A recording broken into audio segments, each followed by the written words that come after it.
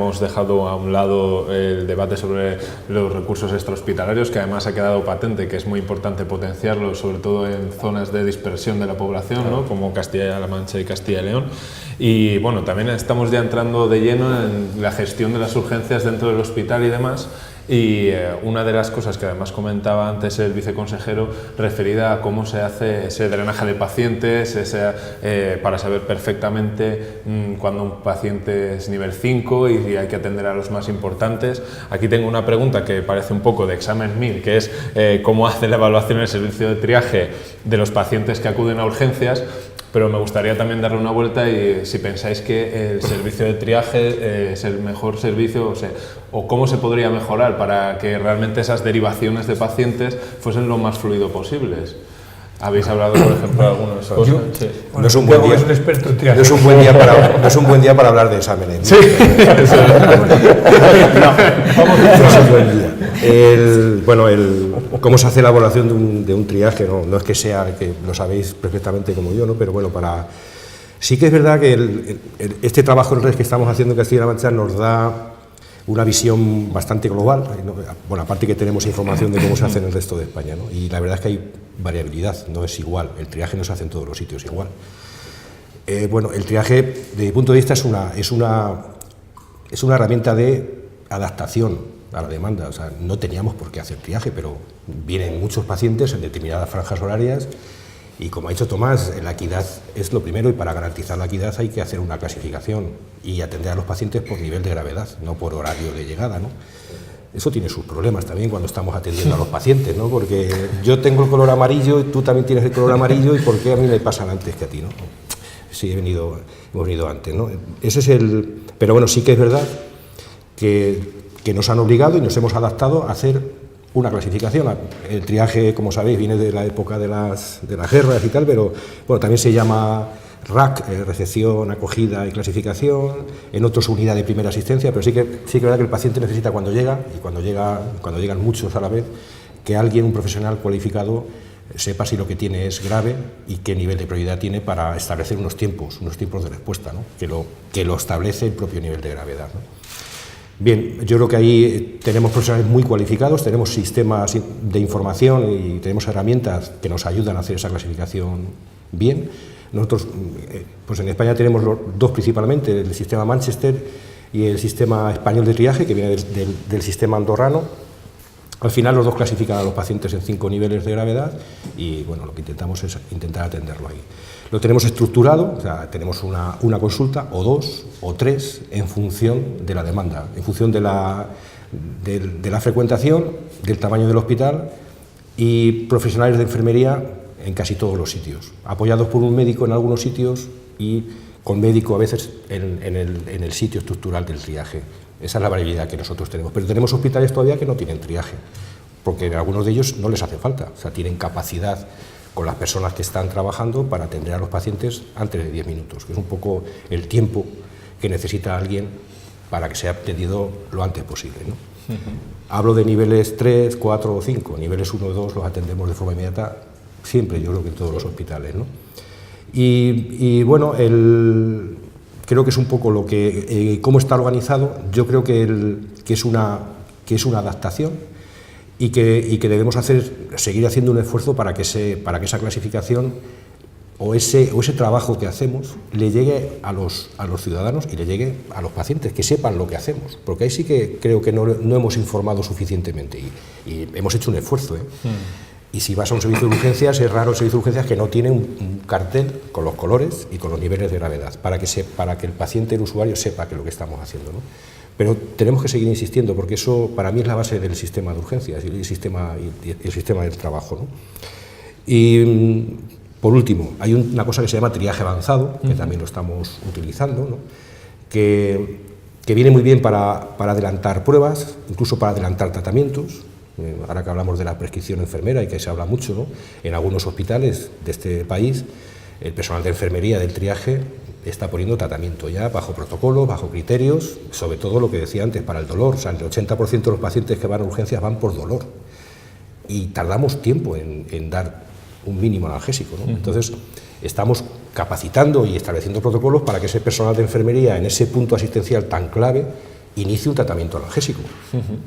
Por ejemplo, en una fractura de cadera, que parece que lo primero es hacer la radiografía, no, lo primero es darle un analgésico, coger una vía, poner un analgésico y luego mandarlo a rayos. Ese trabajo lo hace el personal de enfermería de los servicios de urgencias de este país y lo hace muy bien, lo hace muy bien. Bueno, José Luis, como vicepresidente del Foro Español del Paciente, ¿qué opinas de lo que ha dicho Santiago? ¿Crees que también, te pregunto, aparte de lo que quieras decir, consideras que están suficientemente informados en las urgencias? O sea, vamos a ver, lo que hace la urgencia es organizarse para atender de la mejor manera a toda esa población que acude a ellos. El triaje me parece absolutamente indispensable y además cuanta más cualificación mejor, porque es verdad que el triaje en algunos casos, bueno, es muy variable, ¿no? Porque en algunos casos te lo puede estar haciendo el médico, un médico urgenciólogo, te lo puede estar haciendo una enfermera también, o también en algunos casos incluso te lo está haciendo un administrativo, pero en cualquier caso su formación ya tiene, o sea que esto hace falta, sin duda. Lo que pasa es que tampoco esperemos que el paciente sepa qué es un triaje. Él normalmente sale de él lo que llamamos el triaje y lo que sale ya es de la consulta. A mí ya me ha visto el médico o esta señorita. Sale así. Y ahora me tienen aquí en la sala de espera esperando y vuelvo a entrar. Ah, pero y usted ya no es la señorita que me atendió al principio. O sea, ahí lo que falta es quizás una información después del triaje. Mire, ahora ya, o sea, se le hace el triaje y también se le tiene que estar explicando que se le está haciendo un triaje y que ahora va a tener que estar esperando usted. O sea, hace falta eso. O sea, el triaje es indispensable, pero también informar que va a volver a pasar a la sala de espera, seguramente, a que por orden de gravedad pues sea llamado. Y incluso completar ese tiempo. Estamos hablando de la información o desinformación que existe en cuanto al uso de las urgencias. Pues ese impasse entre el triaje y que me atiendan y que estoy en una sala de espera, pues es fantástico que hubiera una pantalla y que estuvieran haciendo una promoción del buen uso de las urgencias. Por ejemplo, digo una obviedad, pero hoy no lo hay en ningún hospital. Entonces, es que ahí estamos informando a los propios usuarios de las urgencias. Entonces, podemos utilizar esos recursos que son simplísimos para estar llegando a todas esas personas. Y desde luego el triaje sí, indispensable, pero informar también de que eso ha sido una etapa y ahora usted vuelve a la sala de espera y... Me parece que esto puede decir varias cosas el viceconsejero. Sí, el manejo de las expectativas del paciente es algo en lo que se está trabajando ya y que lógicamente hay que tenerlo absolutamente considerado. Sí es verdad que las urgencias están y que la herramienta del triaje es absolutamente esencial para cumplir con las exigencias de un servicio de urgencias. Un servicio de urgencias lo que tiene que hacer es lo que hemos dicho que tiene que hacer, ¿no? Que es tratar a esos pacientes que lógicamente requieren de una atención urgente para conseguir buenos resultados en morbo y mortalidad. O sea que eso lo tenemos claro. Y para eso hay que hacer triaje porque hay que encontrar qué pacientes son estos, porque los pacientes que nos llegan no sabemos o no siempre son esos. Eso por un lado, y eso yo creo que está absolutamente conseguido gracias no solo al triaje, sino, como muy bien ha dicho Juana, a unos profesionales excelentes que saben resolver esas situaciones y que evidentemente saben detectarlas y solucionarlas en el mínimo tiempo para que se produzcan unos buenos resultados. Pero por otro lado están las expectativas del paciente y esas también hay que cumplirlas, esas también son obligación del sistema, el darle respuesta, que no tienen que ver a lo mejor con las urgencias en sí, o sea, con darle solución a los problemas de urgencia, sino, como muy bien ha dicho, el tenerle informado, el saber qué es lo que está pasando, el quitarles esas necesidades de angustia, por la desinformación, porque no sabe bien lo que tiene, que su hijo en ese momento pues no le sabe decir lo que tiene y lógicamente eso genera muchísima ansiedad y muchos problemas que tenemos que saber solucionar. Y dentro del sistema tenemos que tener las herramientas para también poder solucionar esos problemas. Y en eso se está trabajando, a través del plan de humanización, pues también se está trabajando. Independientemente de que el paciente sepa o no sepa, de que sepa utilizar mejor sus recursos o no los sepa utilizar, que para eso también hay que trabajar, también lógicamente a través de la escuela, nosotros hemos creado la Escuela Madrileña de Salud, que pretende eso, ¿no? El que los pacientes pues tengan mayor conocimiento, sepan conocer mejor su enfermedad, sepan cuándo tienen que acudir a urgencias, sepan cuándo ellos mismos pueden resolver los problemas en casa o cuándo tienen que acudir a uno u otro centro. Ese es un trabajo aparte, pero el cumplir con las expectativas del usuario cuando llega a un sitio, esa es una obligación que tenemos aparte en urgencias, en quirófano, en donde sea, ¿no? Juan o Tomás, sí, yo creo que el tema del triaje es un elemento esencial para el buen funcionamiento de los servicios de urgencia y para garantizar que a cada uno se le atienda en función de sus necesidades, ¿no? Y sabiendo que el objetivo fundamental es atender las urgencias. Entonces, solo falta que porque haya mucha frecuentación, perdamos al que de verdad necesita, ¿no? Pero reconociendo que es imprescindible, hay hospitales, por ejemplo en mi comunidad hay un hospital en mi provincia pues que no tiene triaje porque según llega te atiende. Porque claro, si no hay nada, pues le puedes clasificar para saber cuál es la casuística, que también tiene un objetivo. Pero claro, el problema es cuando hay frecuentación. Y el problema que hay, y lo creo que lo ha apuntado muy bien, señor Vaquero, es que el paciente necesita información. Y si cogemos las quejas que dejaron claramente el informe de los defensores del pueblo, uno de los problemas fundamentales, aparte de la espera, es la falta de información. Y los pacientes, si van con angustia y creen que alguien les ha visto y ven que siguen evolucionando y que su problema, sea o no sea grave, si está esperando seguramente no sea muy grave, pero sigue con la angustia y nadie dice nada, pues evidentemente la percepción que tiene es mala. La conflictividad que tiene la relación con los profesionales va a ser peor y la calidad también incluye esos casos, ¿no? ¿Y qué pasa? Que eso hay que hacerlo desde dentro. Y después casos como el que ha pasado, por ejemplo, recientemente en Andalucía, el paciente que se muere en la sala de espera, bueno, pues es que hay que saber dónde está, con quién está, hay que buscar facilitar el acompañamiento de los pacientes, porque a veces ya no solo es el paciente, es el familiar que está esperando y tiene el paciente dentro y no tiene información y tiene angustia, ¿no? Todo eso hay que hacerlo y hay que organizarlo. Y ahí sí que es otro problema organizativo. Y los responsables de la gestión tienen que saber que además del hecho puramente asistencial hay que hacer otra serie de actividades en los servicios de urgencias. Aparte, fundamental de evaluar lo que haces para saber dónde se puede mejorar. Y ahí se topa con un problema grave que es la insuficiencia de las plantillas. O sea, hay plantillas insuficientes, hay una gran sobrecarga asistencial, se descarga mucho trabajo en los residentes de primer año, que además no tienen todavía la seguridad para tomar decisiones, y después hay unas plantillas que pues son insuficientes, y también, vuelvo otra vez aquí, el tema de la especialización, hay una alta tasa de rotación de los profesionales, y cada maestrillo no puede llegar con su librillo. Aquí hace falta una organización muy potente, muy sólida, muy estable, que sepa analizar lo que viene haciendo para mejorar, y que tenga los recursos suficientes para dedicar tiempo no solo a la asistencia, porque a veces estamos empeñados en hacer cosas que no dan resultado porque no nos da tiempo a evaluarlas. Y por eso hay que informar, hay que saber lo que pasa. Y ese periodo, desde que empieza a recibir desde que entra y se le hace el triaje hasta que empieza a recibir asistencia, es fundamental el control del paciente, el control de los familiares, y la información es fundamental. Juan, sí. Yo, brevemente, por concluir este área de preguntas, el triaje, yo creo que lo hemos vivido todos, ha cambiado una cosa: el número de eventos centinela. Es decir, evento centinela es que efectivamente, lo que ha dicho Tomás, que en una sala de espera alguien tenga una parada porque venía con un dolor torácico y no se ha detectado, ¿no? Un ejemplo, ¿no? Eso ahora mismo es excepcional. Desde que se incorporaron los triajes sistemáticos es excepcional, es decir, lo que te permite es detectar a quién tienes que atender antes, inmediatamente o en 10 minutos, ¿no?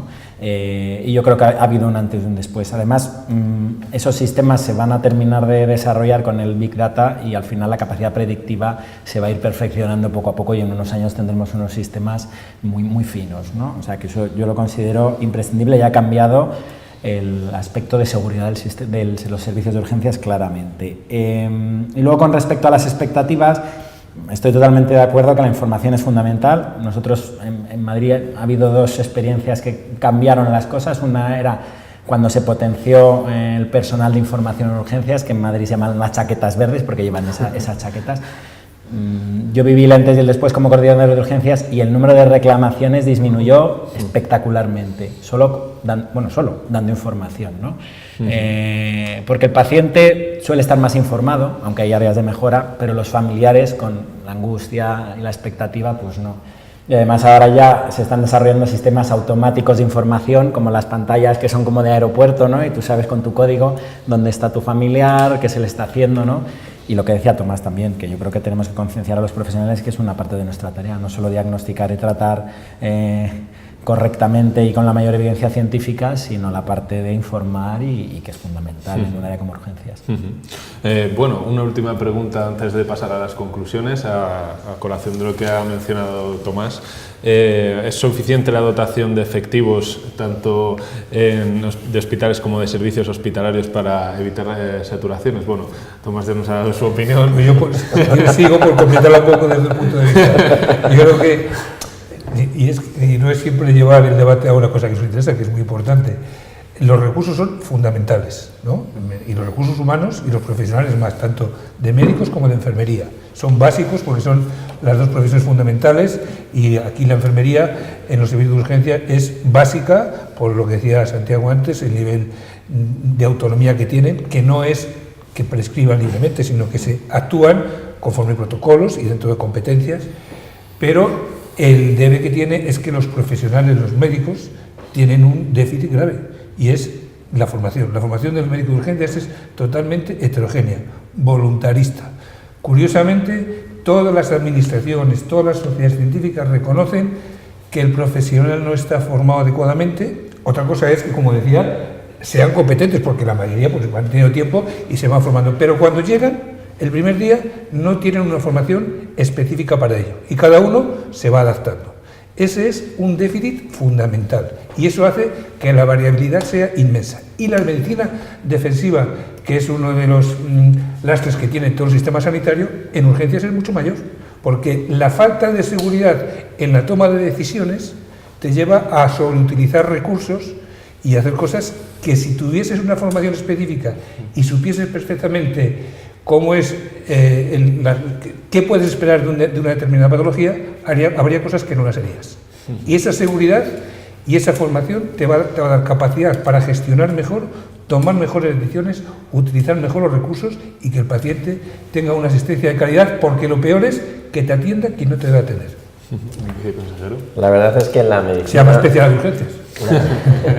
La medicina de urgencias y emergencias tiene unas características diferentes al resto, y es verdad que el dimensionar un servicio de urgencias es mucho más difícil que uno de cirugía, porque bueno, pues lo haces de acuerdo a algo que ya tienes establecido, que sabes que bueno, pues existen unos números y unas pautas. Diariamente eso en urgencias es muy difícil, porque sabemos que hay días que hay muchos y hay días que hay pocos, sabemos que hay condiciones atmosféricas que nos traen un número de pacientes y que hay otras que nos traen otros. Sabemos que los fines de semana no se comportan las urgencias de igual manera que entre semana, y sabemos que cuando juegan un partido importante, pues oye, en las urgencias se modifica el número de pacientes que entran, y eso, bueno, pues esa realidad, eso que ya estamos viendo, pues hace que sea dificilísimo el dimensionar conveniente en cuanto a recursos humanos un servicio de urgencias. Pero también es verdad que el profesional que trabaja en urgencias, profesionales, como muy bien hemos dicho, tenemos unos profesionales excelentes, y en urgencias yo diría que más. Además es que se les une la boca. Ellos saben, lógicamente, que su medicina es esa. O sea, su medicina no es la que está programada, la que sabes lo que vas a ver, que te puedes preparar para verlo, sino que tú estás en un sitio donde te pueden venir o no de esto o de aquello. Pero el que faltan recursos, hombre, lo que tenemos que hacer es viable el sistema, eso está clarísimo, con los recursos que sean necesarios para cumplir con los objetivos que tenemos en la sanidad, ¿no? Y bueno, pues eso lógicamente, pues evidentemente ofrece un debate, y ofrece un debate en el que tenemos que estar y en el que tenemos que opinar y ver todos, ¿no? Desde los profesionales a los pacientes y bueno, al propio sistema. Juan, por favor. Con respecto a los recursos, a ver, yo creo que sí que debemos hacer un esfuerzo en intentar dimensionar con todas las peculiaridades que tiene cada hospital. Hay hospitales con residentes, sin residentes.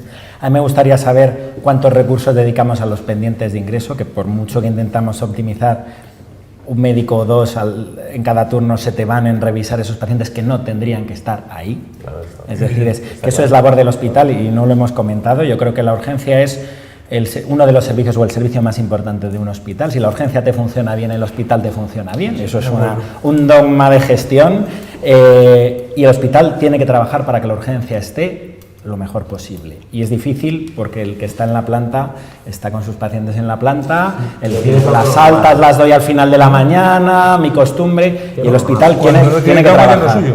¿Vale? Eso es lo primero. Y lo segundo, independientemente de que hay que homogeneizar la formación, especialidad, área de capacidad, en lo que queramos, hay una cosa muy importante también, que es que las condiciones de trabajo de los médicos de urgencias no son las mismas que las de un urólogo o las de un internista en la planta. Es decir, debemos darles más descanso y evitar el burnout. Es decir, uno de los grandes problemas que tenemos es el que nuestros médicos se nos queman en 5 o 10 años, se nos queman por diferentes razones, pero una es que yo creo que tienen que tener más descanso, tener más tiempo para investigación, tener más tiempo para formación. Y no son iguales. La urgencia es el sitio más duro del hospital, sin duda, y lo digo como ex jefe de urgencias, como urgenciólogo y como internista y como director médico. Es decir, el sitio más duro, el trabajo más penoso y el más bonito también es la urgencia, ¿vale? Y entonces tenemos que cuidar no sé si estáis de acuerdo, y tenemos que cuidar, y las condiciones de trabajo y de descansos deben ser diferentes al resto de los médicos del hospital. Es difícil cambiar eso, bueno, pero el tema de los... Por favor, claro. el tiempo. Bueno, él ha apuntado, es que es incidir un poco en lo mismo, quiero decir, es el trabajo más penoso. Vamos a ser la primera generación que se va a jubilar en urgencias. Y yo tengo compañeros que están ya exentos de guardias, que están ahí al pie del cañón, bueno, que no es hacer demagogia con él, pero el que no tiene un muelle tiene un trastorno del sueño, de la alimentación. Somos una generación que hemos dejado muchas horas en urgencias, porque como decía Juan, nuestro horario laboral, nosotros estamos sometidos a jornadas maratonianas de 24 horas, con muy poco descanso, a veces sin tiempo para poder comer, ¿no? Y bueno, es un trabajo duro, y yo creo que, como decía Tomás, no solamente que sean plantillas insuficientes, sino que eso sí que hay criterios en la Sociedad Española de Medicina de Urgencias de qué cantidad de plantilla de enfermería, médicos, celadores hay que tener por urgencia, ¿no? Pero sí que es una plantilla muy cansada, y que los que vienen detrás, como decía Juan, no tienen esa fidelización por la urgencia, les gusta, pero les quema. Entonces, la solución es la especialidad, y eso yo lo tengo clarísimo, porque lo veo con otras especialidades. Esa es la solución, el tener savia fresca, el tener conocimiento, el tener capacitación, estar ligado a los pacientes, porque los pacientes, como decía José Luis, a veces van buscando al especialista. Hay un generalista, lo ha dicho así José Luis, pero saben que después, si no lo soluciona el generalista, hay un especialista. Bueno, hay especialistas de urgencias en este país que manejan cualquier urgencia mejor que cualquier especialista, porque llevan 30 años trabajando en urgencias. Sí, en cuanto al tema central, ¿no?, que nos ocupaba, que es la problemática que puede surgir, o que surge más bien, periódicamente, ¿no?, con el colapso de las urgencias, yo creo que es algo más estructura dependiente, ¿no? Y la estructura en sí, a su vez, yo encuentro que depende de dos aspectos principales. Uno, desde luego, el presupuesto, del que se pueda disponer de más estructura o no, es un aspecto presupuestario. Sin duda, si dobláramos las urgencias, pues habría este sería un factor que paliaría, ¿no?, el colapso, pero el presupuesto es uno de ellos, y otro es la flexibilidad. Todos los años, hay una época determinada del año en el que es noticia el colapso de las urgencias por la gripe. En fin, no sé, hay cosas que puede que no se puedan prever, pero eso sí. Y entonces también hemos de generar unas estructuras flexibles, ¿no? Y luego potenciar muchísimo las urgencias extrahospitalarias. Yo creo que, aparte de informar de ellas, se tienen que potenciar muchísimo, ¿no? Yo, cuando era pequeñito, era muy habitual que el médico viniera a casa a atenderme. Ahora mismo, no sé por qué razones, pero esto es bastante más, en fin, ante una urgencia tú coges y te vas, no puedes esperar a nadie, ¿no? Entonces yo creo que eso, los centros de salud, las urgencias, quiero decir, en los centros de salud y la propia urgencia de hospitales, y como decía antes, la urgencia domiciliaria, son tres aspectos que muy bien podrían cubrir perfectamente las necesidades de urgencias. Bueno, la verdad es que el debate sobre las urgencias hospitalarias no tiene fin. Podríamos estar hablando de este tema durante horas y horas, y aquí se han apuntado temas muy importantes, muy interesantes, desde el problema de la potenciación de los dispositivos extrahospitalarios, servicios de triaje, hemos hablado de la especialidad de urgenciología, en fin, diversos temas que, bueno, voy a pedir ahora a nuestros invitados que hagan un breve resumen sobre las conclusiones que sacamos de este debate tan apasionante sobre las urgencias. Antes hemos empezado por la derecha, así que vamos a empezar por la izquierda. José Luis, algunas conclusiones sobre este debate, aunque ya se ha apuntado ahora justo en tu intervención final algunas cosas. Yo querría, como primer mensaje, decir que el 80%, más del 80% de los usuarios de las urgencias se encuentran satisfechos con el servicio que se les ofrece. Es un servicio que se les ofrece de una forma universal, de una forma muy cualificada y, en la mayoría de los casos, bastante resolutiva. Yo creo que este tendría que ser el primer mensaje. Y de cara a los colapsos que puedan producirse en determinados momentos de estas urgencias, yo creo que habría que darle respuesta pues con la estructura, con una mayor flexibilidad, pero en fin, yo creo que partimos de una estructura admirable. O sea, yo creo que el nivel de satisfacción es muy alto entre los pacientes. Santiago. Bueno, un poco así, porque creo que de tiempo vamos mal. La especialidad me parece que es clave en todo lo que se ha dicho aquí, en la capacitación, en la formación, en el trabajo, en la jornada.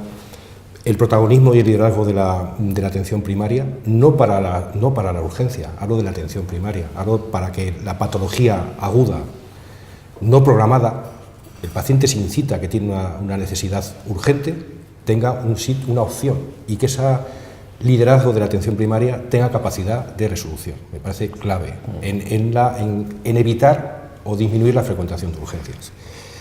El marco laboral y las relaciones laborales, tenemos a un experto aquí en la mesa, Tomás, es clave. O sea, el concepto de guardia en urgencias aplicado en urgencias no es válido. Hay que cambiar, claro, sin perder recursos económicos, que es el gran debate, ¿no? Pero aquí tenemos también personas que pueden analizarlo y que lo conocen, ¿no? El trabajo en red, no lo digo por lo que estemos haciendo en Castilla-La Mancha, pero es muy útil el homogeneizar, normalizar y ponernos en un escaparate con todos los demás y ver cómo estamos, ¿no?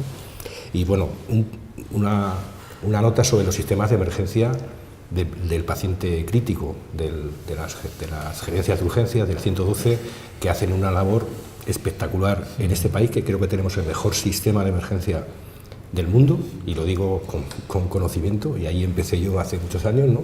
Y hay profesionales espectaculares y que creo que hay que poner en valor, y que sí creo que lo hemos dicho, pero bueno, para la conclusión quería resaltarlo. Viceconsejero. Pues muy rápidamente, la verdad es que el objetivo de las urgencias está claro, que es el lograr la accesibilidad de todas las personas que tengan una patología urgente con la máxima calidad, y para eso hacen falta los mejores profesionales 24 horas al día, 365 días, vamos, 7 días a la semana, 365 días al año, y que evidentemente eso hay que hacerlo además de cumplir con las expectativas de la población, lo que lógicamente ahí tenemos un importante margen de mejora en conseguir que la población sepa que tiene un servicio sanitario como tiene una casa, ¿no? Y que tiene que cuidarla y que tiene que utilizarla de manera que lógicamente le dé los resultados, pero lógicamente también la cuide, ¿no? Y bueno, todo eso pasa además, ¿no? Por conseguir aquellos cambios que evidentemente la sanidad tiene que ir amoldándose a las nuevas, bueno, pues a lo que está pasando y al nuevo mundo que nos estamos encontrando todos los días, ¿no?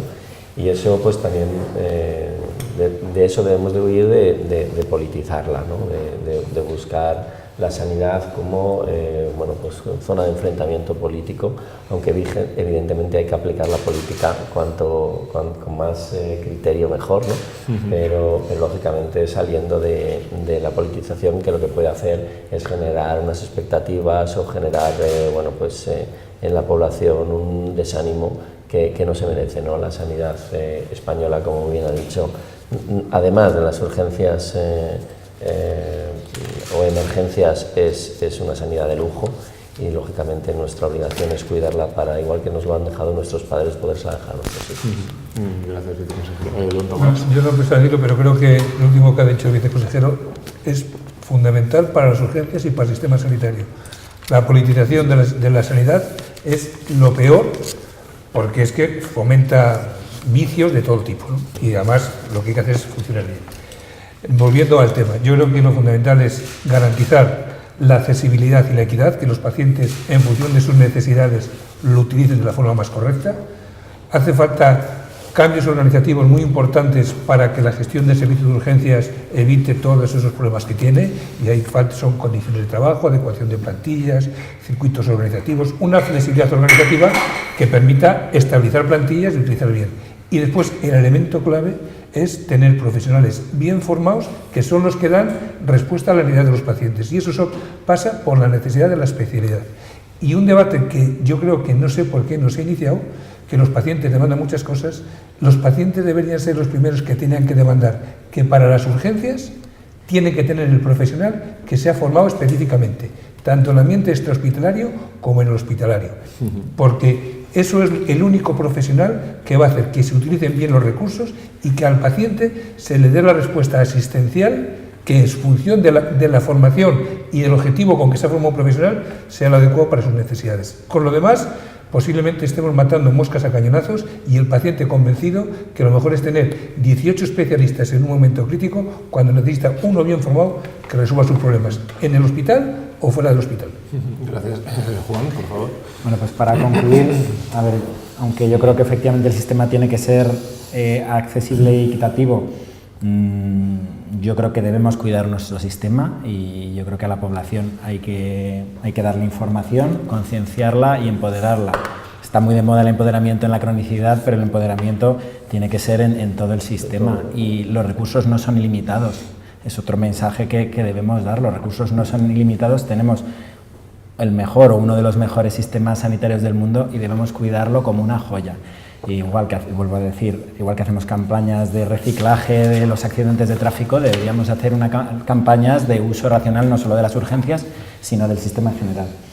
Con respecto a la saturación de urgencias, yo creo que la clave, y sobre todo a nivel hospitalario, que es donde suele haber más problemas, creo que el hospital debe estar centrado en la urgencia como uno de los servicios más importantes, y todo el hospital debe trabajar para drenar pacientes, que yo creo que es el problema principal. Y finalmente, como conclusión, debemos cuidar a los profesionales, dándoles oportunidad de tener una formación homogénea de la manera que salga adelante, digamos, en el futuro, pero sobre todo con la especialidad o el área de capacitación, lo que salga adelante. Es malgastar recursos. No vamos a entrar en ese debate, vuelvo a decir, pero sobre todo, y debemos ver el tema del tiempo de descanso, que no es igual en los médicos de la urgencia extrahospitalaria que en los de la hospitalaria, ¿no? Es decir, igual que se cuida a los bomberos y a los médicos en Madrid del SUMA y del SAMUR y descansan lo adecuado, que no diría mucho, yo incluso les daría más días de descanso entre guardia y guardia, por lo que tienen entre manos. En el hospital deberíamos plantear, y en los centros de salud que tengan áreas de urgencias, algo similar. Bueno, pues muchísimas gracias a todos por haber estado aquí y por haber aportado ideas tan interesantes. Gracias José Luis, Santiago, Fernando, Tomás y Juan. Y bueno, espero que volváis en algún próximo debate, y gracias también a los que nos están viendo, y nos vemos en una nueva edición de los debates de Sanitaria 2000.